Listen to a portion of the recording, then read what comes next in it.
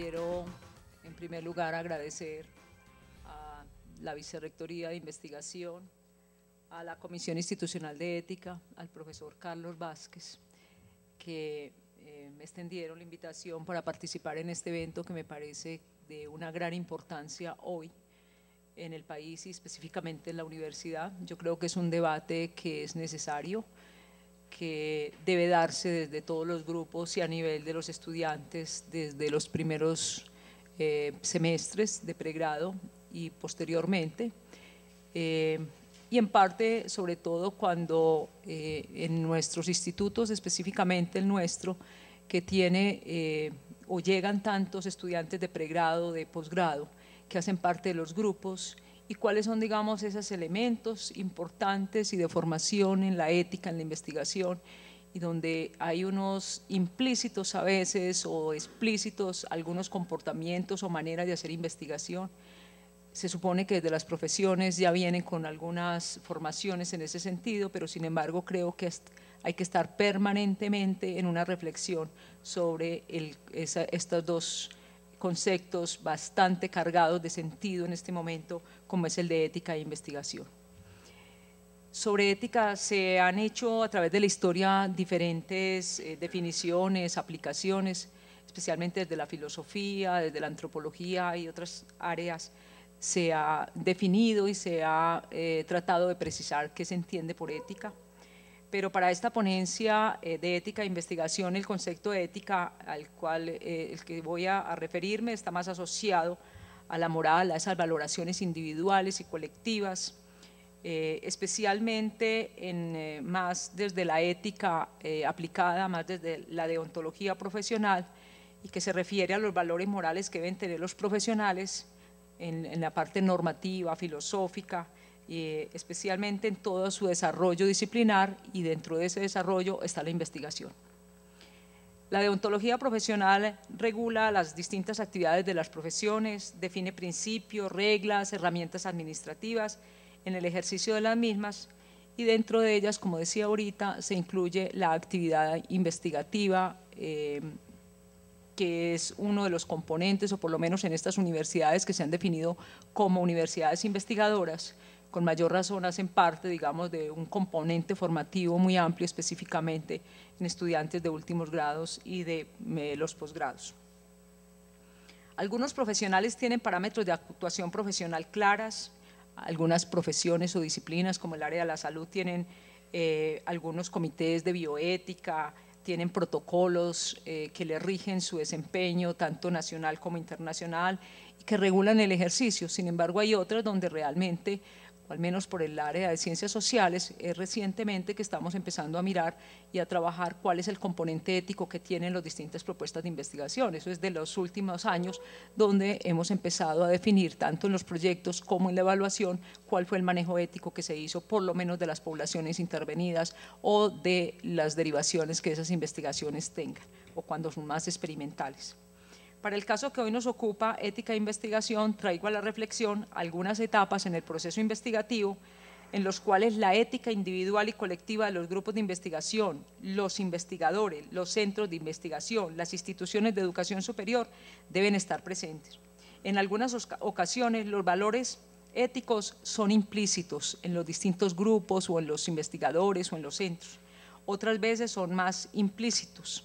Algunos grupos incluso tienen unos reglamentos de investigación, de ingreso, de comportamiento, de cómo hacer investigación. No es tan generalizado, pero se ha intentado que haya por lo menos algunas regulaciones en algunos de los grupos de investigación, y eso tiene pues unas normas tanto de ingreso, de salida y de el comportamiento incluso de la relación entre los mismos grupos, porque no es solamente la investigación externa que se haga, sino esas relaciones que se dan también entre los distintos grupos de investigación en las distintas universidades del país y donde existan esos grupos. Esta charla que voy a trabajar hoy la refiero a 3 puntos específicamente. Uno, referido a la formulación de las propuestas de investigación. 2, el desarrollo mismo de las investigaciones, y 3, el uso de nuevo conocimiento y de los resultados de investigación. 1, formulación de propuestas. Este primer punto En este primer punto, los investigadores, los grupos, las instituciones de educación superior, especialmente las públicas, deben hacerse preguntas que contienen una gran carga axiológica, un sentido de responsabilidad entre lo correcto, lo incorrecto, lo permitido o no en la investigación. Preguntas como: ¿todas las propuestas de investigación que nos llevan se deben realizar? ¿Todas las propuestas que hace el sector externo o iniciativas de investigación se realizan? ¿O iniciativas que tienen algunos investigadores, a veces sin escrúpulos frente a su profesión y la sociedad, son factibles de realizar? Creo que no. No todas las propuestas son realizables. Si hay claridad en los principios, en las reglas institucionales, individuales y sociales, debe haber una reflexión frente al tipo de investigación que se hace o se propone. Preguntas que tienen que ver con las implicaciones que tiene para una universidad pública como la nuestra hacer un determinado tipo de estudio. Preguntas que deben hacerse los investigadores, la institución. ¿A quién afecta esa investigación? Por ejemplo, análisis o estudios sobre comunidades, sobre recursos naturales que demandan muchas multinacionales, cuyo propósito económico prima sobre lo social, sobre las poblaciones y sus contextos culturales. Creo que es una pregunta que permanentemente debemos estar haciéndonos, si realmente es un beneficio económico o realmente tenemos unos principios frente a la investigación y cómo acceder a esos recursos. Sobre este aspecto hay varios asuntos que merecen una reflexión más detallada. Uno es con quién o quiénes realmente estamos contratando las investigaciones. Dentro de los indicadores que se nos dan en la investigación es autofinanciarnos, buscar recursos, obtener, digamos, financiación. Y dice, la idea ahí es pensar si es simplemente obtener recursos o también consideramos que tenemos claridad frente a cómo estamos utilizando los recursos y para qué, y cuál es el medio en el que nosotros como universidad y como investigadores estamos poniendo, digamos, nuestra acción.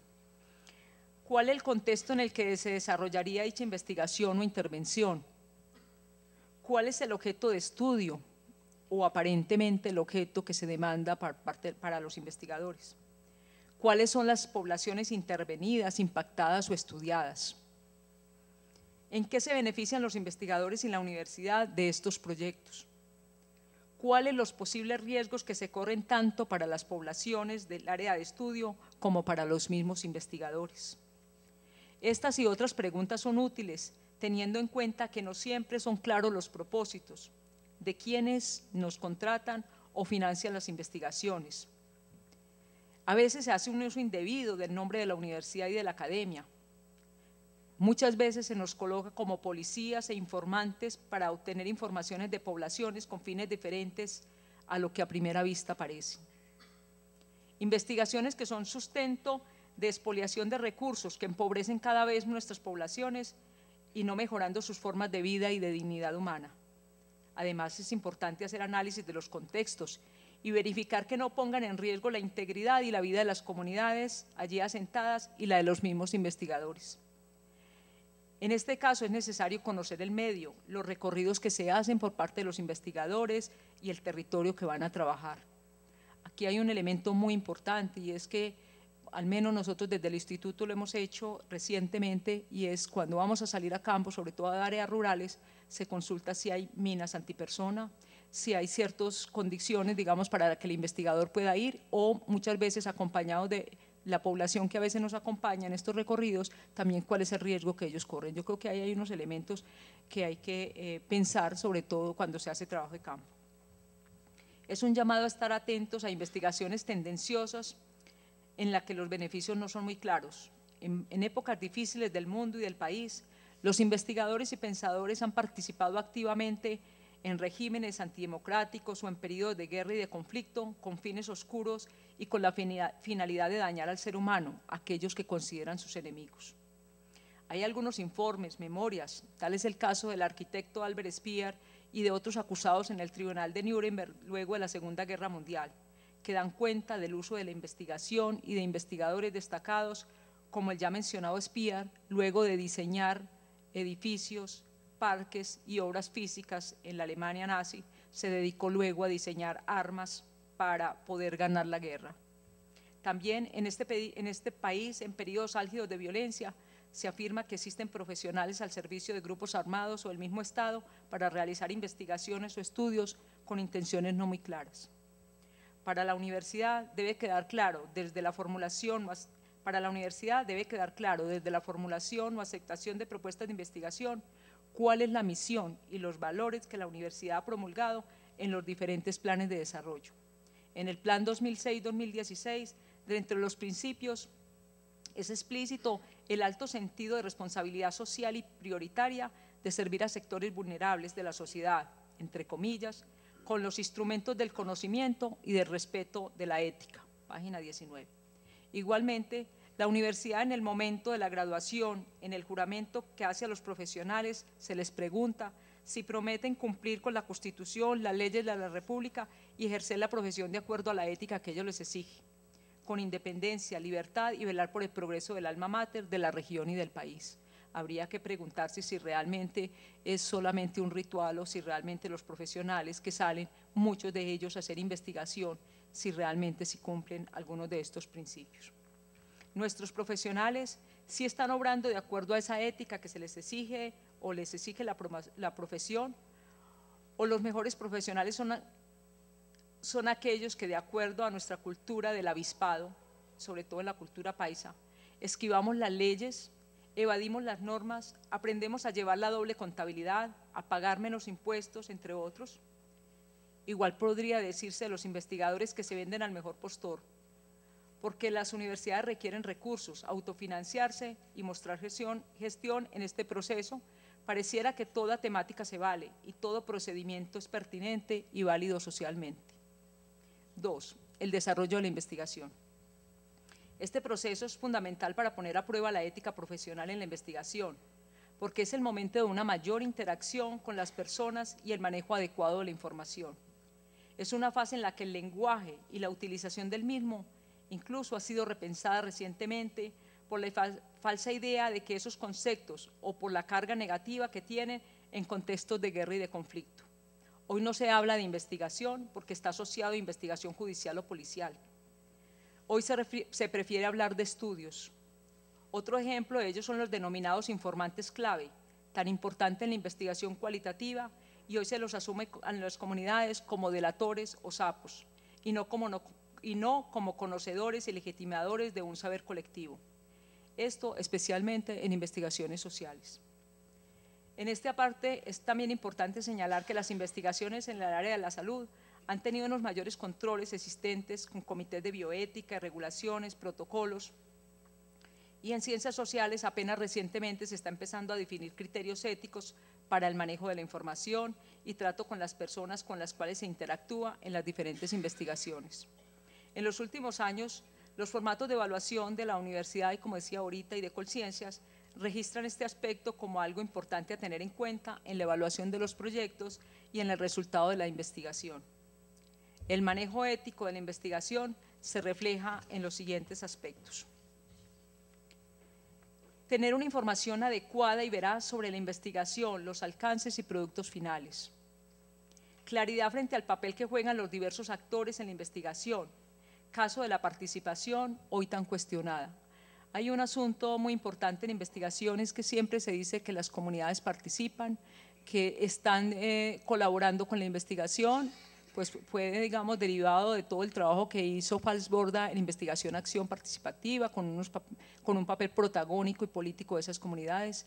Hoy las mismas comunidades están cuestionando en algunos sectores y en algunos proyectos cuál es el papel de la participación, o si simplemente se les está informando que hay un proyecto, no necesariamente participando ni haciendo consenso con ellos. Entonces aquí hay un asunto importante, es un concepto que en este momento tiene, digamos, esa carga fuerte cuando uno trabaja con varias comunidades ya bastante organizadas. Pues lo hemos visto recientemente en casos como el Oriente Antioqueño, donde ya la gente empieza a definir cuál es la participación, si se les tiene en cuenta o no, o si simplemente se les está imponiendo cosas y se les llama para que validen asuntos con los cuales ellos no están de acuerdo. el respeto y la valoración de la cultura propia de las comunidades y de su conocimiento, un consentimiento informado, esta mañana hablaban de él, para hacer uso de los relatos, de la imagen y de la voz de las personas, consentimiento que debe ser firmado por las personas en el cual autoricen el uso para una o varias investigaciones.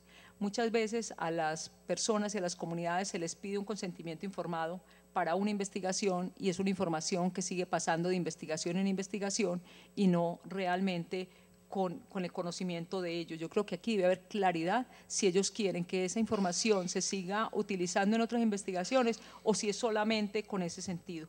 Y lo mismo que las imágenes, a veces indistintamente vamos tomando fotografías o haciendo registros fotográficos y audiovisuales de las personas, de las comunidades, y después los publicamos, salen en distintos medios, bien sea electrónicos o físicos, sin la autorización de esas personas. Yo creo que aquí hay unos manejos que lo hemos venido haciendo y que en este momento hay unas regulaciones, y específicamente, por ejemplo, con niños, donde ya hay la ley de infancia, donde hay un manejo muy claro de cuál es la utilización que se están haciendo de imágenes o de la figura del niño en muchas investigaciones específicamente sociales. ¿Cuál? ¿Que hay? La ley de infancia. ¿Cuál? Consentimiento informado. Se dice consentimiento informado para hacer uso de su relato, su imagen y su voz. Muchas veces las entrevistas, y yo cuando iba a la imagen y ya voy para la voz, y digo que consentimiento que debe ser firmado por las personas en el cual autoricen el uso para una o varias investigaciones. La voz también, muchas veces uno hace entrevistas y se archivan las entrevistas. ¿Qué pasa con esos cassettes? ¿Qué pasan? O las entrevistas ya digitales, ¿sí? Pasan de una información a la otra y son acopios de información.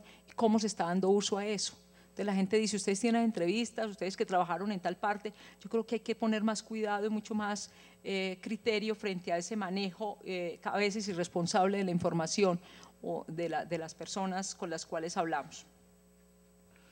Digo, consultar sobre el manejo o no de equipos y material audiovisual donde aparezcan personas adultas y niños. No manejar a escondidas grabadoras equipos. Aquí hay un elemento muy importante. Muchas veces, muchos investigadores o personas que no quieren dar una información, a escondidas se les graba la información. Yo creo que tenemos que tener una ética frente a eso. Si no se quiere utilizar un equipo, lo mejor es no utilizarlo y tener claridad, pero no estar registrando cosas a escondidas cuando realmente yo creo que la gente debe estar informada de qué está pasando con su información, con lo que ellos están manejando en su momento. Confidencialidad en la información que nos proporcionen, no divulgarla a otros, especialmente sus contradictores y oponentes. Aquí yo puse este tema porque alguna vez hace unos años hicimos una investigación en varios municipios y era muy frecuente que cuando uno iba y le tomaba una declaración a un determinado miembro o líder de un partido político, el contrincante iba y le decía a uno, usted habló con el otro, ¿qué le dijo y por qué no me proporciona esa información? Yo creo que aquí tiene que haber unos manejos muy claros de cuál es la información que estamos manejando, el uso que le damos y realmente esa responsabilidad al tener en nuestras manos como institución, como investigadores, la información de estas personas. Otro es respetar la vida privada de las personas, un uso adecuado de la información cualitativa y cuantitativa que se refleja en los resultados finales y no sacar conclusiones amañadas sobre lo que queremos demostrar y en hipótesis o preguntas de la investigación, ser claros en el origen o levantamiento de los datos para que otros puedan validarlos en investigaciones futuras. Muchas veces uno tiene una hipótesis y trata por y hemos visto algunas investigaciones, no son tan generales afortunadamente, y es tratar de demostrar que la hipótesis que uno tiene es verídica, tratar de demostrarla como dé lugar y buscar alguna información. Yo creo que en eso también, pues si nos equivocamos y esa no es, tener esa claridad frente a esto. Conclusiones las más aproximadas a la realidad y no para justificar acciones de gobiernos, empresas o comunidades, etcétera. Manejo transparente y racional de los recursos, no sobredimensionar los costos de los materiales e insumos y despilfarro en los costos de las investigaciones. Yo creo que aquí debemos, pues si bien siempre nos dicen hay que hacer un manejo adecuado de los recursos públicos, pero yo creo que con mayor razón hay que estar pendiente. Yo creo que hay muchos, a veces, un mal uso de los materiales simplemente porque se tiene financiación. Yo creo que no todo se debe gastar, pues si hay que volver a entregar otros dineros, se pueden devolver los dineros, no simplemente gastarlos porque ya están. Yo creo que hay ahí un manejo bastante necesario de parte de los investigadores. 3, el uso de un nuevo conocimiento y de los resultados de investigación. Reconocer que el conocimiento es un bien público y por lo tanto se tiene derecho a estar informado y a conocer los resultados. Cuando se realiza una investigación, muchas veces creemos saber quiénes serán los potenciales lectores de los resultados, pero sin embargo, el uso es para muchos grupos de población. Los resultados son utilizados para justificar acciones, implementar programas, mercadeo, investigaciones judiciales, justificar intervenciones, entre otros. Es por ello que nuestros propósitos, afirmaciones y conclusiones deben ser claras en las distintas investigaciones. En esta fase hay varios aspectos en los que se refleja la ética de los investigadores. Ser responsable en la autoría de las investigaciones. Es frecuente que estudiantes e investigadores contratados desaparezcan ante la figura de investigadores con mayor trayectoria o reconocimiento por puntos, bonificaciones y demás beneficios que ellos reciben. Dar los créditos respectivos a las personas e instituciones involucradas. Muchas veces trabajamos con organizaciones, con comunidades, con personas y desaparecen totalmente de la investigación. Una cosa es que muchos de ellos no quieran aparecer y digan quién soy yo, pero que aparezca en un anonimato, pero que sean ellos mismos los que definan si quieren aparecer o no, porque a veces hacemos un borrón de esas personas totalmente anónimas y yo creo que también tienen esa responsabilidad de cuál es su participación en ese tipo de trabajos. Debida utilización de la documentación utilizada e inscribirla en un contexto y no afirmaciones descontextualizadas de lo que afirma originalmente el autor. A veces de una entrevista se saca solo un pedacito cuando eso tiene unos contextos y unos condicionamientos. Yo creo que hay que enmarcarla en qué contexto se está diciendo lo que se dice y no simplemente tomarla como una justificación frente a lo que uno quiere decir o que quiere afirmar. Adecuada citación de los autores y no hacer plagios de sus obras. El plagio se está volviendo una práctica más o menos corriente entre estudiantes, investigadores y profesores. Respetar los derechos de autor y patrimoniales. Creo que todos los autores tienen distinto nivel de participación en esas investigaciones y lo mismo que las instituciones que financian. Creo que ahí hay un elemento importante y sobre todo cuando uno contrata con otras instituciones, cuál es ese papel que se juega en esos derechos patrimoniales. Extraer información sin la debida autorización, utilización indebida de esta, especialmente es muy frecuente a veces que gran parte de las discusiones y de los manejos éticos entre los grupos de investigación es que algunos de sus miembros utilicen, por ejemplo, información de algunas investigaciones, la sacan hacia otras investigaciones o manejo indebido de bases de datos o bien sea para trabajos de grado o para otros asuntos sin las debidas formalizaciones. Yo creo que en esto debe haber una claridad del manejo ético de esa información, no pasar esa información, y lo otro es tener cierta confidencialidad frente a algunos de la información en caso de que así se requiera. Aquí hay un elemento muy importante que vemos que muchas veces la información que nos proporcionan en campo, pues para uno lo ponen en un parangón bastante difícil y es porque las personas a veces empiezan a uno cuando las entrevista a dar mucha información más de la que uno realmente requiere, porque tienen con quién hablar, porque es una forma también de desahogarse y de a otra persona distinta de su territorio de hablar, y muchas veces dan información que para uno realmente es un enredo y para ellos también. Entonces, ¿cómo manejar esa información? Porque a veces la información le puede costar la vida a las personas en sus municipios por la información que dan o lo que eso significa, y creo que ahí hay un elemento muy importante en qué manejo hacemos de esa información específicamente cuando no necesariamente la necesitamos para la investigación, queda grabada, queda ahí, ¿qué hacer con eso? Porque yo sí creo que ahí tiene que haber unos manejos de destrucción de materiales que realmente no tienen un sentido y que sí ponen en riesgo a las personas fundamentalmente. Uno va a los municipios y lo que, digamos, la información que uno obtiene es bastante valiosa y uno se viene de allá, pero allá queda la comunidad, quedan a veces confrontaciones entre ellas que yo creo que hay que saberlas manejar. Hace unos años, en mi primera experiencia de investigativa con la profesora María Teresa Uribe, de la cual aprendí muchísimo, ella siempre decía, uno cuando va a un municipio, a una localidad, debe tener muy claro que cuando uno entra a un laboratorio, uno no tiene por qué quebrar todas las pipetas.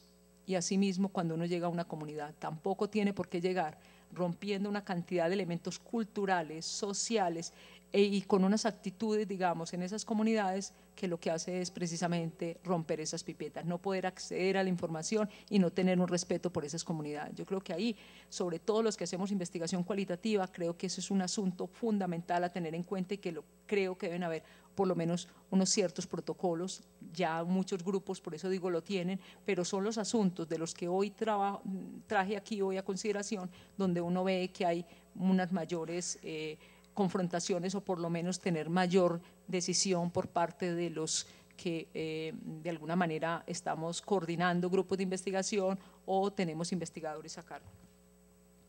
Lo otro es evaluación transparente de resultados y no solo por amiguismos y comités de mutuo elogio. Yo creo que es muy importante también los resultados de la investigación y la evaluación con unos criterios éticos, no simplemente que a mí me evalúe determinada persona porque me conoce. Yo creo que los resultados deben ser suficientemente claros y digamos, responsables en el trabajo que se hace, que permitan que los evaluadores puedan tener unas consideraciones frente a esto. Aquí en esta parte de la final de la investigación, pues yo quiero por lo menos decir que muchas de estas reflexiones las hemos tenido en algunas discusiones que hemos dado en el Instituto de Estudios Regionales con los investigadores, pero específicamente hace unos años que hemos venido trabajando un poco, tratar de hacer reglamentaciones de los grupos de investigación, que los jóvenes que entran a los grupos de investigación tengan por lo menos claro qué es lo que queremos nosotros y cuál es el criterio que se tiene desde la investigación. Con los grupos hemos venido debatiendo si realmente las propuestas externas que nos hacen a nosotros como Instituto de Estudios Regionales son las adecuadas y por qué decimos no a una investigación o decimos sí a una investigación o a una consultoría. Creo que en eso tienen que haber ciertos criterios, digamos también desde el objeto mismo del grupo, desde la universidad y de la utilización también que hacen de la misma academia. Yo creo que no necesariamente lo que prima en la investigación tiene que ser lo económico. Yo creo que también tenemos nosotros que tener claro qué es lo que queremos, hacia quién estamos, con quién estamos trabajando y fundamentalmente quiénes son los más beneficiados de las investigaciones que nosotros hacemos desde el campo, desde el área social, y no simplemente unos indicadores de eficiencia, de búsqueda de recursos, de formación de investigadores, sino unos criterios claros de la ética en la investigación y específicamente la investigación social, que trabajamos con comunidades, con unas culturas, con una diversidad cultural bastante amplia y donde debe haber un respeto por esas comunidades, por esa información que ellos manejan y sobre todo también la valoración de las personas como individuos de esas sociedades, donde también nosotros las ponemos en riesgo y ponemos en riesgo también nuestra propia integridad.